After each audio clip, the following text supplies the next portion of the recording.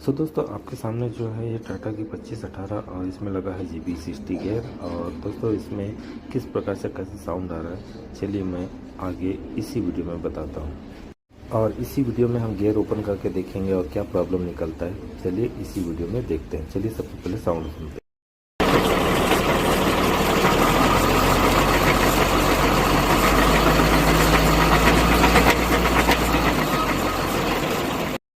सो दोस्तों आप लोगों ने साउंड को सुना और ये साउंड आ रहा था न्यूट्रल पोजीशन पे। और हमने दोस्तों गियरबॉक्स को ओपन कर लिया है और ओपन करने के बाद में चलिए देखते हैं इसमें एक्चुअल में क्या प्रॉब्लम निकलता है।